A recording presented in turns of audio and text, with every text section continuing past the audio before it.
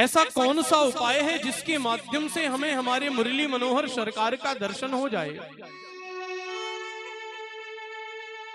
सारी गोपियां व्यथित हैं, चिंतित हैं, क्योंकि बंधुओं गोपी का मतलब क्या होता है जरा विचार करना।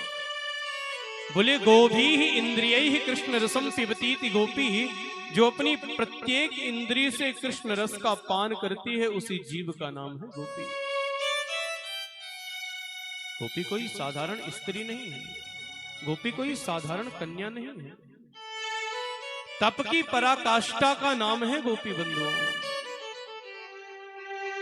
ये गोपियां ऐसी हैं ना, कृष्ण के अलावा इनकी कोई चाह ही नहीं है। आजकल देखो गोपी बनने की कैसी होड़ लगी हुई है। वृंदावन जाओ,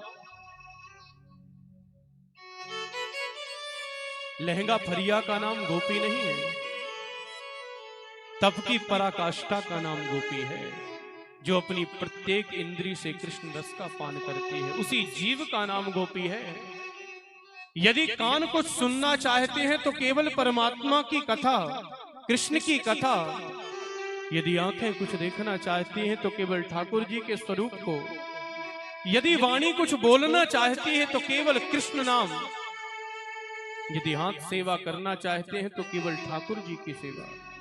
गोपियां कहती हैं, बोले बावरी वे अखियां जरी जाए, जो सावर छाड़ निहारत गोरो।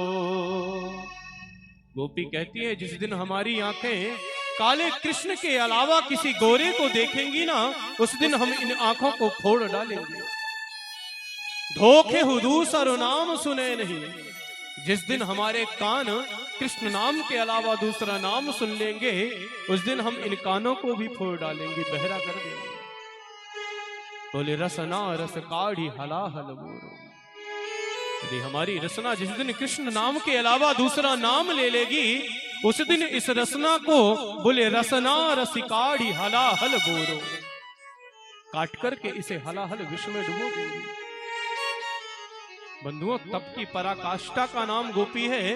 कल आप सुनेंगे उद्धव जी महाराज जब इनकी परीक्षा लेने के लिए आए थे ना, जब इनके प्रेम को देखा, गोपियों के प्रेम को, तो ठाकुर जी से यही कहा था उद्धव जी ने। बोले आशा महो चरण रेणु जुषाम हम श्याम, वृंदावने किमपि गुल्म लतौषधीना। हे ठाकुर, या तो मुझे ब्रज की कोई लता पत्र बना देना, और ये भी ना बना सको ना गोविंद, तो एक कृपा कर देना, बोले उन गोपियों के चरण की रज हमें बना देना, मेरा जीवन जो है कृतार्थ हो जाएगा। ये वो गोपी है। सारी गोपियां चिंतित हैं, व्यथित हैं कि किस तरह हमें हमारे मुरली मनोहर सरकार का दर्शन हो, क्योंकि जब से उन आंखों से आंख मिली, हो गई है तभी से ये बावरी आंखें, नहीं धीर धरे अति व्याकुल है, उपजाती है ये कुल कांवरी आंखें। कछु जादू भरी कछु भाव भरी, उस सांवर की ये सांवरी आंखें, फिर से वह रूप दिखा दे कोई, हो रही है बड़ी ये उतावली आंखें। गोपियां रोती जा रही हैं। आज 10 दिन हो गए हमारे गोविंद का हमें दर्शन नहीं हुआ। अरे ऐसा कौन सा उपाय है जिसके माध्यम से हमें हमारे गोविंद का दर्शन हो जाए, एक झलक तो उसकी प्राप्त हो जाए ना। क्योंकि ये जो पलकें झपकती हैं ना हमारी, जब गोपियां गोविंद का दर्शन करती हैं, जब गोपियां गोविंद का दर्शन करती हैं बंधुओं, और ये पलक बार बार झपकती है, तो गोपियां ब्रह्मा को गालियां देती हैं, बोले जड़ उदीक्षताम पक्षम कृद्रशाम। अरे विधाता, तू कितना निष्ठुर है, तूने ये पलकें क्यों बनाई थी? अरे जब हम हमारे सरकार का दर्शन करती हैं तो ये पलक बार बार झपकती है, बार बार बंद होती है, तो हमें दर्शन में विक्षेप होता है। इसलिए तूने पलकें क्यों बनाई? विधाता को गालियां दे रही गोपियां।